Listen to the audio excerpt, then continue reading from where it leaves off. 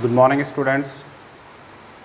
Today we are here for the another lecture in the electrostatics. But मैं lecture start करूँ उससे पहले मैं आपसे कुछ बेसिक चीज़ें डिस्कस करना चाहूँगा, उनके बारे में हम बात कर सकते हैं। पहली बात तो बहुत से पेरेंट्स, बहुत से स्टूडेंट्स के मेरे पास फ़ोन आए, उनके व्हाट्सएप आए और जो एक क्वेश्चन को लेके बरड़ है, दैट इज़ कि सर बेसिकली अभी हम कोचिंग करें या नहीं करें। सेकंड आ रहा है कि सर ऑफलाइन करें या ऑनलाइन करें। ठीक है, सबसे ज़्यादा बरेड है वो एक तो इस बारे में है कि सर ये कोचिंग हमारी ऑफलाइन रहे या ऑनलाइन रहे। ठीक है, तो यार ये तो सोचने वाली बात ही नहीं है कि ऑफलाइन अभी कोचिंग नहीं हो सकती। ठीक है, फिलहाल कोचिंग ऑफलाइन आपकी नहीं हो पाएगी। अब आपके पास एक केस बनता है कि या तो आप 2 महीने 3 महीने इस चीज़ का वेट करते रहें और फिर जब भी ऑफलाइन कोचिंग स्टार्ट हो आप उसको कर सकते हैं। ठीक है, इसका मतलब हुआ this will be completely wastage of your time. अगर आपने अपने आगे आने वाले 2-3 महीने इस चीज़ में वेस्ट कर दिए कि सर हम तो ऑफलाइन करने वाले थे, it means you are out of the race. ठीक बात। सेकेंड बात करते हैं कि सर फिर ऑनलाइन करते हैं।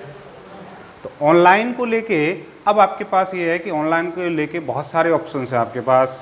बड़े बड़े ब्रांड्स के कुछ ऐप्स भी हैं कि सर उसमें से करें या हम आपके साथ करें। इस चीज़ को लेके भी आपके मन में कन्फ्यूज़न हो सकता है, बट बिलीव मी गाइस, अगर आपके मन में कन्फ्यूज़न रहा then you will not be able to do anything. तो पहले बात है कि हमारा ये कन्फ्यूज़न बिल्कुल दूर होना चाहिए, क्योंकि जब तक आप मेंटली प्रिपेयर्ड नहीं होंगे आप हार्ड वर्क ही नहीं कर पाओगे, इस चीज़ को सॉल्व भी नहीं कर पाओगे। अब आप सोचिए वापस कि क्या जब ये लॉकडाउन नहीं था, ये ऑनलाइन प्लेटफॉर्म्स जिसको लेके आप आज बरिड हो वो अवेलेबल नहीं थे? वो थे। ठीक है, तो ऑनलाइन तो पहले भी था। After that also you believe in us, you trusted on us and then you join the Emprise academy. तो एम्प्राइज पहले भी आपके साथ बहुत अच्छे ढंग से काम कर रहा था, राइट। अब जो आपके मन में कुछ बर्ड हो सकता है कि नहीं सर ऑनलाइन में ये क्वालिटी आ रही है, वो क्वालिटी आ रही है, तो देखिए नो डाउट क्वालिटी वाइज वो चीज़ें कुछ बेटर हो सकती है, बट उनमें इतना ज़मीन आसमान का अंतर नहीं है कि आपको लगे कि नहीं सर यहाँ मैं कुछ नहीं मिल रहा, वहाँ पर बहुत सारी चीज़ें मिल रही हैं। आप जिस कॉम्पिटिशन्स की तैयारी कर रहे हैं, whether it is for IIT से ही और whether it is for NEET, इसमें क्या चाहिए आपको? देखिए, you need a proper mentor. वो आपको ऑनलाइन में बड़े प्लेटफॉर्म्स पर क्या मिल सकता है? जो institute 1 lakh student, 2 lakh student, 5 lakh subscriber और इस तरह से जो लोग वर्क कर रहे हैं, they are working in a huge bulk. तो जो बल्क के साथ जो इंस्टीट्यूट काम कर रहा हो, क्या वहाँ पर आपको प्रॉपर मेंटरशिप मिल सकती है? You ask your self. ठीक। दूसरा, फिर से मैं अगर इधर जाऊँ कि क्या सर ऐसा हो कि पता नहीं मेरे पैसे इधर वेस्टेज हो जाएं, देन अगेन 2 महीने 3 महीने बाद मुझे बाहर जाना हो, तो क्या आपको लगता है कि आप अगर ये लॉकडाउन ख़त्म हो गया, सारी चीज़ें हो गई, उसके बावजूद भी क्या आप 2 या 3 महीने बाद कोटा, जयपुर, दिल्ली जा पाओगे? इन केस अगर आप गए भी तो क्या मेंटली रिलैक्स्ड होकर वहाँ पे पढ़ पाओगे? This is just not possible. आप जहाँ भी बाहर रहोगे, हो सकता है बहुत सारी टर्म्स कंडीशंस बढ़ जाएँ, लैंडलॉर्ड है वो आप पर बहुत सारे ऑब्लिगेशंस लगा सकता है, ये रहना है वो रहना, या आपके मन में भी तो डाउट होगा यार मैं यहाँ पे रह रहा हूँ, कहीं इस फैमिली को तो कोरोना नहीं है। आप जिस मैस में खाना खाने जाओगे आप सोचोगे यार यहाँ पर जो पास वाला मेरे साथ खाना खा रहा है, कहीं इसको तो कोरोना नहीं है। इट मीन्स इस सेशन में उस मोड पर जाके ऑफलाइन स्टडीज़ हो ही नहीं सकती। तो उसके बारे में सोच के you will be just wasting your time. तो इसका मतलब एक तो चीज़ हमारी क्लियर हो गई कि हम ऑफलाइन मोड पर किसी बड़े शहर में नहीं जा पाएंगे। ऑनलाइन में आपको हमारे साथ क्या बेनिफिट हो सकता है? अगर आप क्वालिटी वाइज कंसर्न देखें तो एक बहुत बड़ा डिफरेंस नहीं होगा। हो सकता है कुछ आवाज़ में हल्का फुल्का कुछ नॉइसनेस हो या वीडियो क्वालिटी थोड़ी सी उससे डाउन हो, मैक्स से मैक्स इतना हो सकता है। Content wise I can guarantee you guys कि अगर आप सारे टीचर्स के वीडियो रेगुलरली फॉलो करेंगे और अगर आप ऐसे 10-12 दिन भी continuously without any giving second thought in your mind, अगर आप बेझिझक रेगुलरली उसको कंटिन्यू कर पाए, then you will come to know कि हाँ सर हम रेगुलरली और बहुत अच्छे ढंग से इस चीज़ को कर पा रहे हैं। आप जैसे भी जिस भी तरह के क्वेश्चंस आप सॉल्व करोगे आपसे वो क्वेश्चंस होने लगेंगे। अब अभी भी मैं देख रहा हूँ कि जैसे मैंने आपको करीब 6 या 7 लेक्चर्स इलेक्ट्रोस्टैटिक्स में दिए हैं। आप में से कुछ ऐसे स्टूडेंट्स होंगे जिन्होंने वो 100% पूरा देखा होगा, और आप उससे बात करके देखना कि क्या वो किसी भी एग्जाम में आए हुए क्वेश्चंस बगैर मुझसे पूछे कर पा रहा है। उससे होंगे वो। क्यों? क्योंकि हम यहाँ पर बहुत अच्छे लेवल से उसको दे के चल रहे हैं। जो आपका टारगेट है वही हमारा टारगेट है कि जो हमारे स्टूडेंट हो इन एग्ज़ाम्स को निकालें। ये पैनिक सिचुएशन आपके लिए है तो ये पैनिक सिचुएशन हमारे लिए भी है। अदरवाइज़ अगर हम उन चीज़ों को ऐसे नहीं कर पाए तो क्या करेंगे बताइए। तो ये तो आपको सोचना पड़ेगा। सेकंड, आपको जो आपसे ज़्यादा एक्सपीरियंस्ड है उन पर ट्रस्ट करना पड़ेगा। समझ रहे हैं मेरी बात? ट्रस्ट इन द सेंस कि आप 11th में या 12th में आप जब भी आए हैं, आप लाइफ में पहली बार आए हैं। हम पिछले 10 साल से ऑन एवरेज अगर 300 स्टूडेंट को भी माने तो हमारा एक्सपीरियंस आपसे 3000 टाइम्स ज़्यादा है। और इसमें अच्छा भी एक्सपीरियंस है और बुरा भी। इसमें बहुत सारे ऐसे स्टूडेंट्स भी रहे हैं जिनको हम ये सोचते थे कि सर ये एकेडमिकली उतना साउंड नहीं है, शायद आप इसे इस चीज़ की तैयारी ना करवाएं, और वो स्टूडेंट निकला है। और कुछ ऐसे भी केसेस रहे हैं कि जो डेफिनेटली बहुत अच्छा उसका थ्रू आउट 10th और 12th तक बहुत अच्छा बैकग्राउंड रहा, और 12th में वो नहीं निकल पाया उस चीज़ को। तो उसने कैसे रिएक्ट किया, कहाँ कहाँ पर उसने क्या गलती कर दी, इन सब चीज़ों के लिए आपके ऊपर एक मेंटर होना चाहिए। आप सबको पता है कि हमने 10, 12, 15 मैक्सिमम 15 स्टूडेंट्स के ग्रुप बनाए हुए हैं। उन पर हम 24 आवर्स अवेलेबल रहते हैं। आपको कहीं भी कोई डाउट हो, प्रॉब्लम हो, वो सारी चीज़ें हम बता रहे हैं।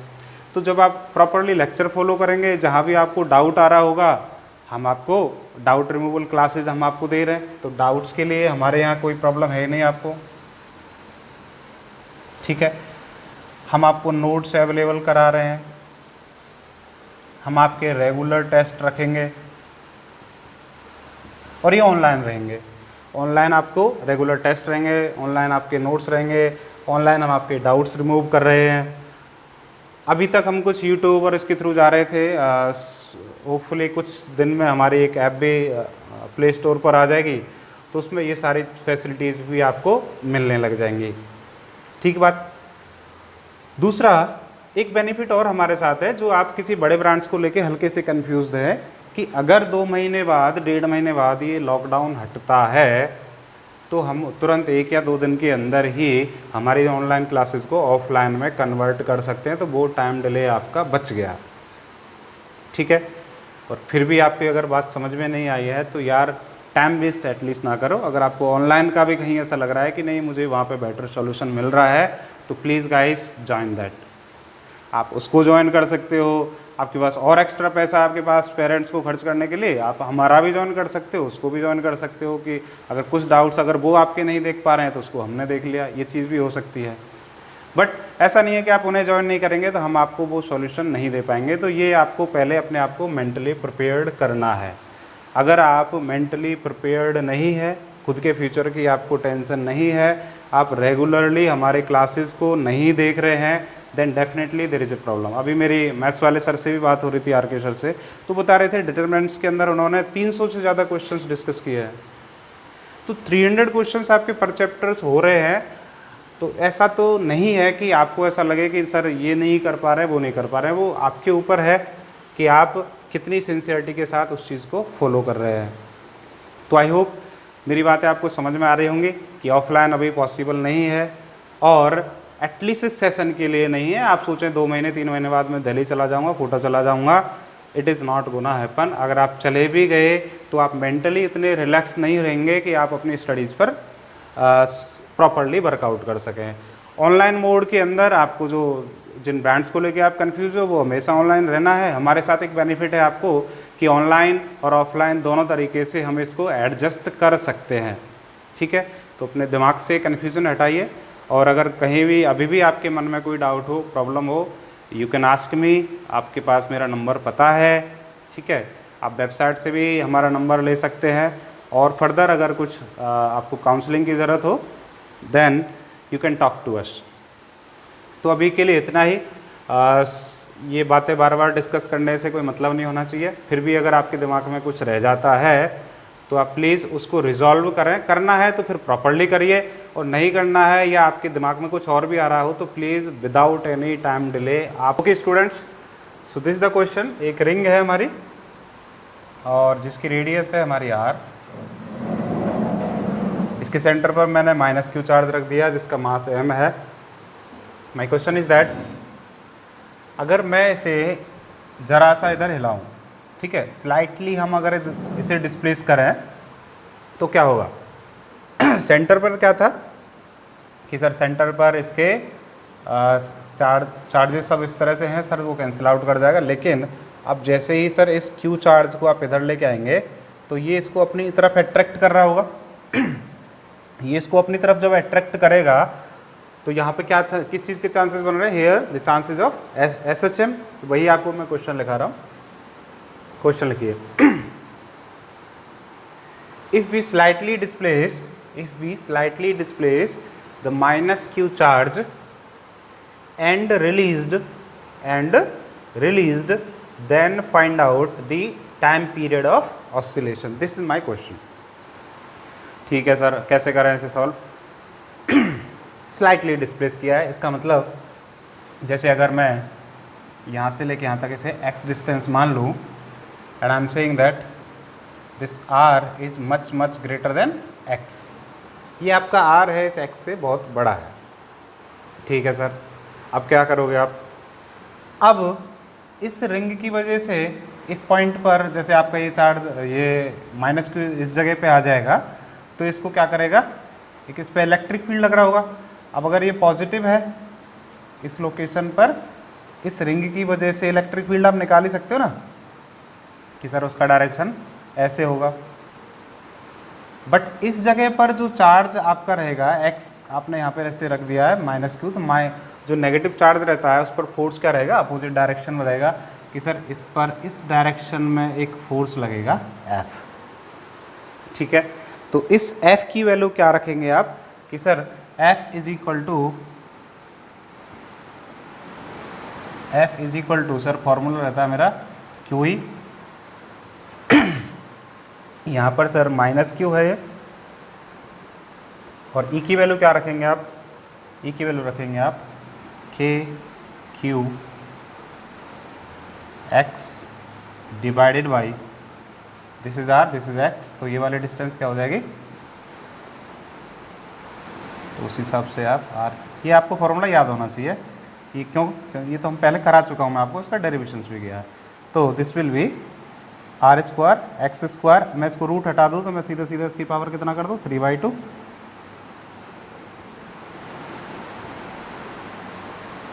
ठीक है सर। अब x है वो r से बहुत छोटा है, x से r से बहुत छोटा है, तो आप इसमें से जैसे r² बाहर निकालोगे तो ये क्वांटिटी बहुत छोटी हो जाएगी, स्क्वायर कट जाएगा तो क्या बन जाएगा? This will be F is equal to minus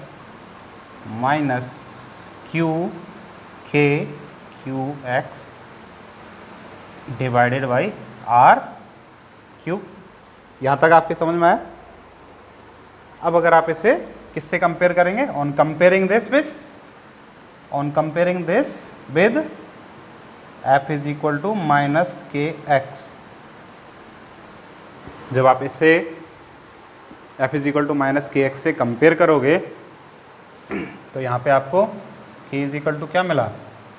K is equal to मिला sir this is KQ by R³। और जो टाइम पीरियड रहता है सर दिस इज 2π√m/K। तो यहाँ से सीधा इसकी वैल्यू डाल दीजिए आप। तो इसकी वैल्यू डालोगे ये रिवर्स हो जाएगा, this will B mR³ divided by KQ। कि एक रिंग है, ओके सर, एंड इस रिंग की रेडियस ये है, ये कैपिटल R। अब क्या किया आपने कि इस वर्टिकल डायरेक्शन में आपने लेट से यहाँ पर रखा ये Q, लेट से इस पर ये तो Q मास, तो Q चार्ज हमने इस पर ले लिया, मैं यहाँ पे रख देता हूँ दूसरा क्यू, स्मॉल क्यू, ठीक है। ये स्मॉल क्यू है जिसका मास है आपका m, ठीक है। क्या हो रहा होगा इस पर कि सर इस रिंग पर जो हॉरिजॉन्टल इस तरह से प्लेस्ड है, इस जगह पर एक फोर्स लग रहा होगा सर, और वो उसे रिपेल कर रहा होगा ऊपर की तरफ, और क्या इस पर एक नीचे की तरफ ग्रेविटेशनल फोर्स लग रहा होगा, बिल्कुल लग रहा होगा। वो फोर्स कैसा लगेगा, वो लगेगा mg, ठीक है। तो इलेक्ट्रोस्टैटिक फोर्स लग रहा है और mg भी लग रहा है। क्या ये इक्विलिब्रियम में हो सकते हैं, बिल्कुल हो सकते हैं। कि सर जब हमारा QE is equal to mg हो जाएगा तो ये किस में आ जाएगा, ये इक्विलिब्रियम में आ जाएगा। मैं आपसे अभी क्वेश्चन ये डिस्कस कर रहा हूँ, ठीक है। तो this is for the equilibrium condition. क्या हो अगर ये QE max is greater than mg। मैं QE max आपसे किस लिए कह रहा हूँ, क्योंकि आपको पता है कि जैसे जैसे इस तरह से हम इसे प्लेस करते थे तो E का डायरेक्शन बदलता, E का मैग्नीट्यूड चेंज होता था। ध्यान आ रहा है? अरे यार अभी पिछले टर्न पर मैंने आपको बताया था कि इसके सेंटर पर इलेक्ट्रिक फील्ड ये होगा एंड ये इस लोकेशन पर मैक्सिमम रहेगा। उसके बाद ये इन्फिनिटी पे क्या हो जाएगा, इलेक्ट्रिक फील्ड जीरो। ठीक वैसे ही इस जगह पर इलेक्ट्रिक फील्ड रहेगा लेकिन अपोजिट डायरेक्शन मैक्सिमम रहेगा और इधर क्या हो जाएगा, ये जीरो हो जाएगा। अगर कोई ऐसी वैल्यू हो, अब ये हम x की वैल्यू ले रहे हैं एक तरह से, ठीक है। ये तो है मेरा E max, this is E max। ये है मेरा लेट से x1 और ये है मेरा x2। तो ऐसी कोई कंडीशन हो जिसमें QE max is greater than mg, तो ये x1 और x2 जो आपकी पोजीशंस हैं, ये कैसी पोजीशन है, वेदर दिस x1 और x2 is for condition for stable या अनस्टेबल इक्विलिब्रियम, या दोनों स्टेबल हैं दोनों अनस्टेबल हैं, इस तरह के इसमें कुछ ऑप्शंस थे। मैं आपको ऑप्शंस भी लिखा देता हूँ। ऑप्शन लिखिए। Option number 1, x1 and x2 both are stable।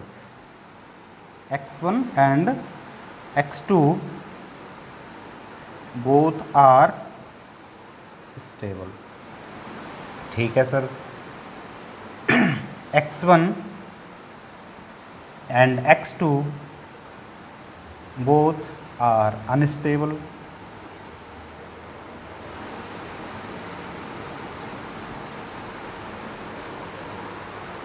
ठीक है, अनस्टेबल इक्विलिब्रियम और इक्विलिब्रियम है, ये तो है ही, ठीक है। थर्ड पॉइंट है मेरा x1 is unstable, x1 is unstable but x2 is stable. और मेरा जो फोर्थ पॉइंट है, this is x2 is stable but x1 is unstable. ये आपको चीज़ें बतानी है। सोचो, दिमाग लगाइए। क्या हो रहा है कि सर इस रिंग की वजह से इस पर इलेक्ट्रिक फील्ड लग रहा है, उसकी वजह से फोर्स लग रहा है, और फोर्स का डायरेक्शन सर ऊपर की तरफ रहेगा इलेक्ट्रोस्टैटिक्स का, और mg का डायरेक्शन रहेगा वो नीचे की तरफ रहेगा। अब जब दोनों के दोनों इक्वल हैं वो, तो उस कंडीशन में क्या हो रहा है, उस कंडीशन में वो उसका एक ही सॉल्यूशन निकलेगा, ठीक है। This is the condition where QE is equal to mg ऐसे हो जाए। इसने क्या कहा कि QE max is greater than mg हो, QE max is greater than mg हो, तब क्या होगा।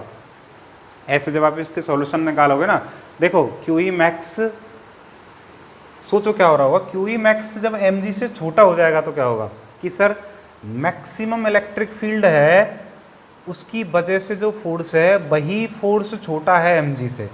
जो मेरा ऊपर की तरफ जो फोर्स लग रहा है वही छोटा है mg से। अगर इसका जस्ट रिवर्स कर दें तो फिर क्या होगा, वो तो नीचे गिर जाएगा। क्या स्टेबल में हो सकता है, नहीं हो सकता। इसका मतलब ये एक ऐसी कंडीशन है, ये वाली देख रहे हैं, यहाँ पे मुझे दो सॉल्यूशंस मिल सकते हैं। तो इस केस के लिए मुझे x1 मिला और x2 मिला। x1 और x2 से मेरा मतलब ये है कि देखो, फॉर एग्जाम्पल लेट से दिस इज x1 ये कैसी लोकेशन है, और ये वाली लोकेशन रही आपकी, आपको ये दिखाई नहीं दे रहा होगा, तो मैं इसको तो मान लेता हूँ x1 यहाँ तक, और इसको मान लेता हूँ मैं x2 यहाँ तक। ठीक है, x1 बढ़ाया, उसके बाद और x2 बढ़ा दिया, तो क्या हो रहा होगा। अब आप यहाँ पे देखिए, ये x1 आया, x1 से इधर और आप जरा सा उसे डिस्प्लेस करेंगे, x1 से मैंने x1 से उधर और थोड़ा सा उसे बढ़ाया, तो मेरा क्या हुआ, इलेक्ट्रिक फील्ड बढ़ गया। इलेक्ट्रिक फील्ड बढ़ गया तो फिर इलेक्ट्रोस्टैटिक फोर्स भी बढ़ गया, और mg नीचे लग रहा है, ऊपर वाला फोर्स बढ़ गया। आपको पता है स्टेबल इक्विलिब्रियम में हम क्या कहते थे, स्टेबल इक्विलिब्रियम हम कहते थे कि अगर आप सर उसे उसकी पोजीशन से जरा सा बढ़ाएंगे तो अगर वापस आ सकता हो तब तो वो हो गया स्टेबल इक्विलिब्रियम, और अगर सर आपने उसे थोड़ा सा दूर भगाया और वो वापस और ज़्यादा दूर जाने की कोशिश कर रहा है, इसका मतलब वो कैसा, वो अनस्टेबल इक्विलिब्रियम। तो आप x1 से और जरा सा जैसे ही बढ़ाएंगे, ऊपर वाला फोर्स बढ़ जाएगा, ऊपर वाला फोर्स बढ़ जाएगा, उसकी वजह से क्या हो जाएगा, आपका x1 अनस्टेबल हो जाएगा। अब ये भी हो सकता है और ये भी हो सकता है। x2 देखते हैं क्या हो रहा है। x2 ये रहा, x2 से और आपने अगर अपनी पोजीशन बढ़ाई तो आप ऐसे दूर लेके गए, अगर आपने इसे और बढ़ाने की कोशिश की, इलेक्ट्रिक फील्ड क्या हो रहा है, कम हो रहा है। इसका मतलब जैसे ही आप इसे ऊपर की तरफ लेके जाएंगे, ऊपर जो ले जाने वाला फोर्स है वो क्या हो गया, कम हो गया, और mg वैसा का वैसा ही रहेगा। इसका मतलब mg उसे वापस नीचे लाने की कोशिश करेगा, तो इसका मतलब आपका x2 क्या हो जाएगा, x2 हो जाएगा आपका स्टेबल। तो आपका ये वाला ऑप्शन इसमें राइट हो जाएगा। समझ में आ रहा है, इस पर थोड़ा सा और दिमाग लगाइएगा।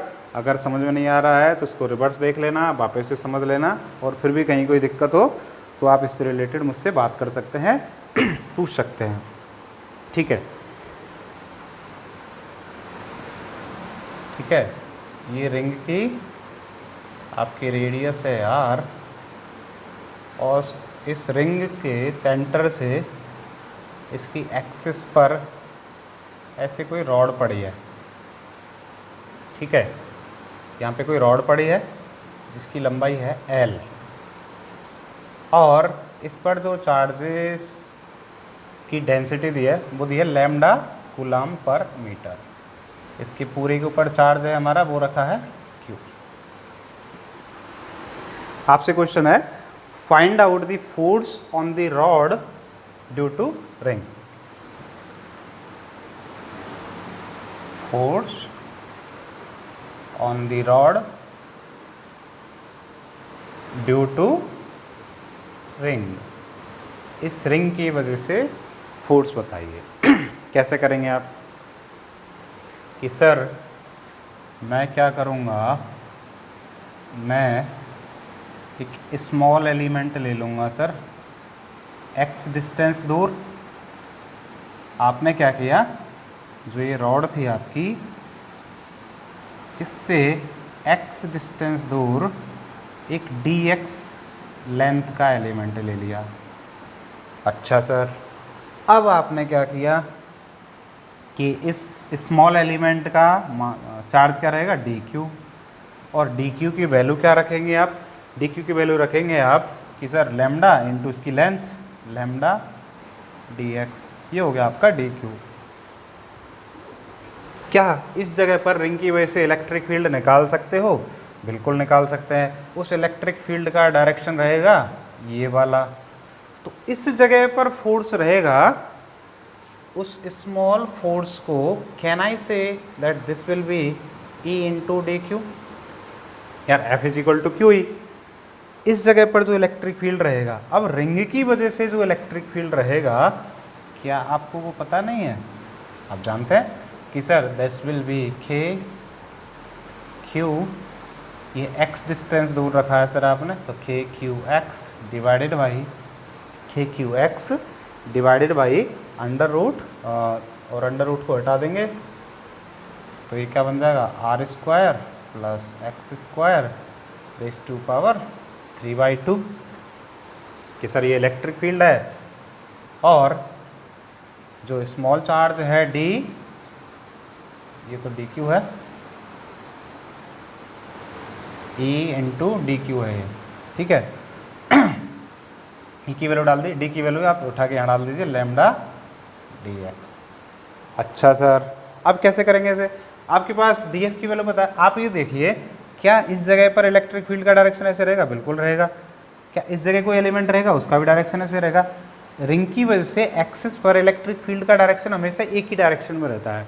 इसका मतलब हमारे जितने भी स्मॉल एलिमेंट हैं उन सब पे डायरेक्शन एक ही तरफ है। तो क्या मैं सीधा सीधा इंटीग्रेट कर सकता हूँ? बिल्कुल कर सकता हूँ। तो F net will be equal to integration of d F, ये हो गया आपका। And this will be what? आप इसमें से जो कांस्टेंट हो उसको आप बाहर निकाल सकते हो।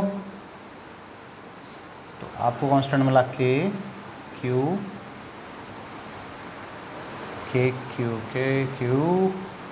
लैम्डा, और अंदर बचा ये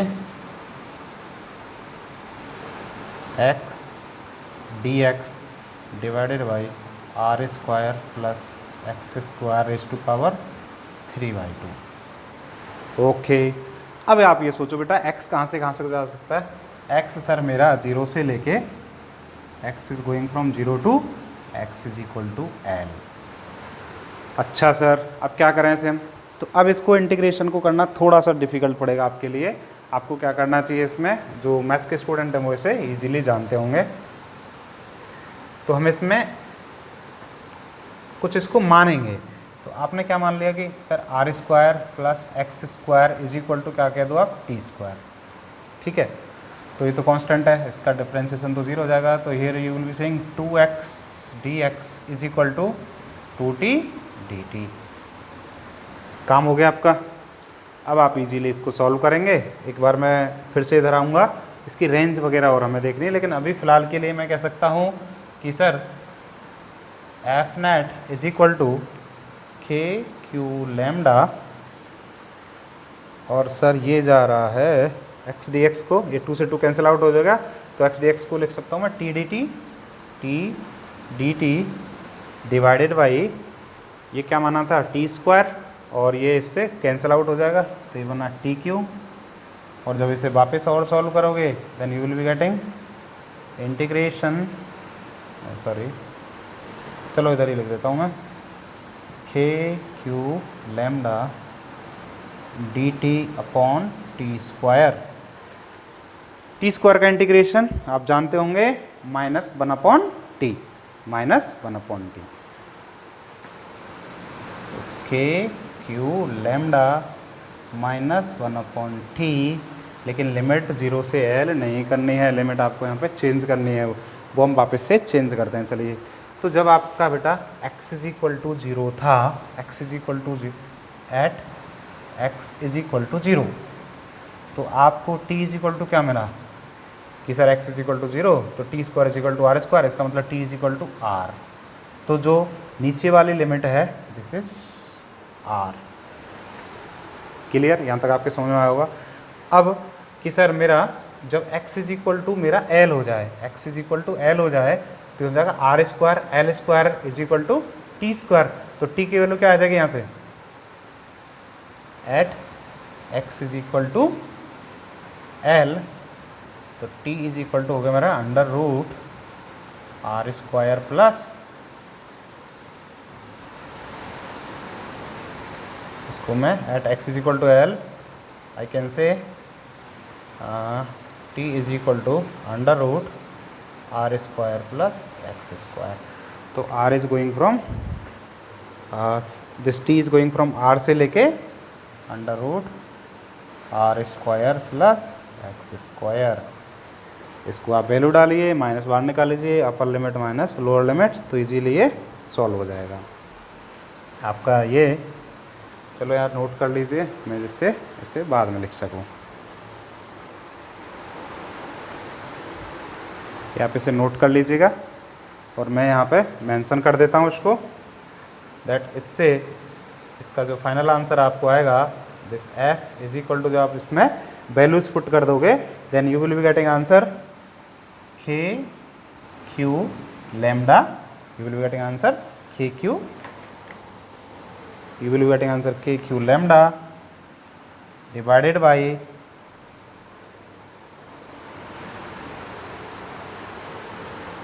के Q lambda divided by 1/r minus 1/√r² plus x²। रटना नहीं है, this is not a formula. ऐसा कुछ हो जाए, एक शेप ऐसी हो, उस पर और कुछ हम रख दें, तो कैसे स्मॉल एलिमेंट मानते हैं, कैसे इस चीज़ को सॉल्व करते हैं, वो मेरा मकसद था आपको बताने का। ठीक है, तो ये आपका क्वेश्चन हुआ। चलिए नेक्स्ट क्वेश्चन करते हैं। रिंगली, सेमी सर्कुलर रिंगली जिसकी रेडियस है r, ठीक है, और इस पर जो चार्ज दिया वो दिया लैम्डा कूलम पर मीटर का। आपको निकालना है इसके सेंटर पर इलेक्ट्रिक फील्ड क्या होगा। तो ये तो बहुत सिंपल है यार, सोच सकते हो कि सर अब मैं स्मॉल एलिमेंट लेना भी सीख गया हूँ। कैसे करेंगे बेटा आप कि सर मैं इस पर थीटा पे जाके, थीटा पर जाके डी थीटा विड्थ का एक एलिमेंट लिया, तो सर ये डी क्यू हो जाएगा मेरा, this will be D q and this d Q की वैल्यू क्या रहेगी मेरा, लैम्डा आर डी थीटा। ठीक है सर, अब आप ये सोचो जिस स्मॉल चार्ज की वजह से जो उसके सेंटर पर बेटा इलेक्ट्रिक फील्ड रहेगा वो किधर रहेगा कि सर वो ऐसे रहेगा, and if this angle is theta तो sir this will also be theta. Okay, तो इसकी वजह से जो इलेक्ट्रिक फील्ड रहेगा this will be D E. आपकी बात समझ में आ रही है।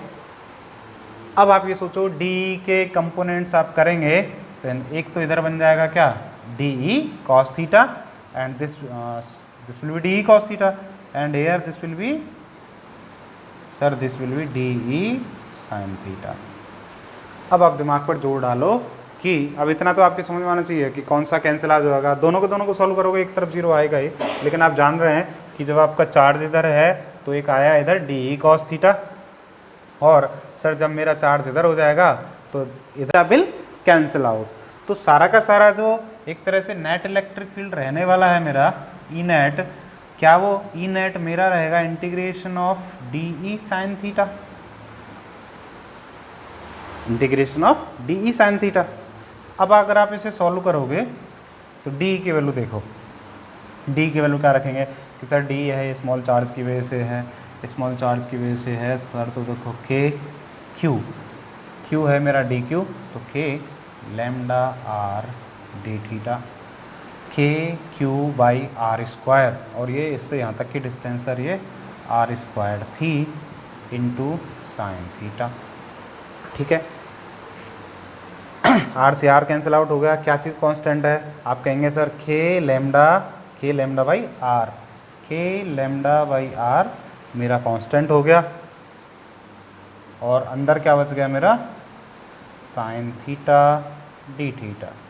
इसकी लिमिट सोचो कि sir theta is going from zero से लेके पाई, जीरो से लेके pi. Okay, all right sir, मैं इसको इंटीग्रेट कर दूं, then I will be saying K lambda by R and sine theta का integration is cos minus cos theta, तो माइनस को आप बाहर ले लीजिए, कॉस थीटा जीरो से लेके pi, this is minus k lambda by r. अब अंदर cos pi, pi second quadrant पहुंच गया, मतलब this will be -1, and minus lower limit cos zero is 1, तो minus minus -2 and this -2 is +2, जिसका मतलब हो गया 2k lambda by r. Electric field semi circular ring के सेंटर पर 2k लैम्डा बाई आर होता है, ये आपको याद होना चाहिए, please remember this, 2k lambda by r इधर आ जाएगा। फिर ये डी कॉस, मेरे एक्चुअली समझ में आया कि सर सेमी सर्कुलर रिंग के केस में इलेक्ट्रिक फील्ड इस जगह पर जो रहेगा this will be 2k lambda by r होता है। लेकिन सोचो अगर वो दे देता आपको क्वार्टर रिंग, ठीक है, this is my next question, कि अगर वो ये दे दे कि क्वार्टर रिंग है एक क्वार्टर रिंग है जो लैम्डा कूलम्ब पर मीटर उसके ऊपर चार्ज है, और अब सेंटर पर इलेक्ट्रिक फील्ड क्या होगा? अब सेंटर पर इलेक्ट्रिक फील्ड क्या होगा? अब सोचो कैसे करेंगे। तो वापस बैक टू द बेसिक्स। आप इसमें क्या करने वाले हैं कि सर मैं इसमें स्मॉल एलिमेंट मानूंगा, थीटा पे जाके डी थीटा, थीटा पे जाके डी थीटा लूँगा सर, तो ये बन जाएगा मेरा d q, and this d q will be equal to lambda R D theta. Okay, तो सर उसकी वजह से एक इलेक्ट्रिक फील्ड इधर जनरेट होगा डी ई, एंड सर ये मेरा थीटा है तो ये मेरा हो गया थीटा। यहाँ तक बात समझ में आई? तो इधर बनेगा सर मेरा D E cos theta, and इधर एक कंपोनेंट आया मेरा डी ई साइन थीटा। इस बार ये कैंसिल आउट कोई सा इसमें नहीं करने वाला है, ठीक है। तो मैं एक्चुअल में क्या करने वाला हूँ कि मेरा जो ई एक्स होगा this will B integration of x में क्या है मेरा डी ई कॉस थीटा, समझ रहे हैं? और आप जो ई वाई बताओगे बाई डायरेक्शन का जो इलेक्ट्रिक फील्ड है this is integration of D E sine theta. एक एक करके दोनों को सॉल्व करते हैं। अच्छा सर, तो ई एक्स, अब इसकी आप वैल्यू डालेंगे तो इस वाले स्मॉल चार्ज की वजह से जो इलेक्ट्रिक फील्ड रहेगा this will be what sir K D Q is lambda R D theta divided by are square into cos theta. तो यहाँ से E X will be equal to, ये आर से आर कैंसिल आउट हो जाएगा, तो के lambda by R cos theta D theta. Theta कहाँ से कहाँ तक जा रहा है? 0 से लेके पाई बाई 2।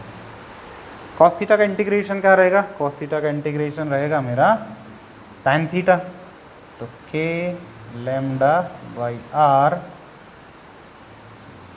साइन थीटा 0 से लेके पाई बाई 2। इसका मतलब E x is equal to k lambda by r, और ये तो हो गया 1, तो के lambda by r. E y क्या रहेगा कि सर ई वाई भी k lambda by r integration of sine theta D theta, and again this is going from 0 से pi by 2, k lambda by r sine theta का minus cos theta 0 से लेके pi by 2। Pi by 2 पे 0 हो जाएगा और ये -1, तो अगेन ये प्लस हो जाएगा के लैम्डा बाई आर। अब आप सोचो एक्स डायरेक्शन में k lambda by r, y direction में भी के लैम्डा बाई आर, दोनों की दोनों वेक्टर क्वांटिटी हैं, तो this will be under root x square plus E y square. तो क्वार्टर रिंग का जो ई नेट मेरा निकल के आएगा this will be under root 2k lambda by r, under root 2k lambda by are.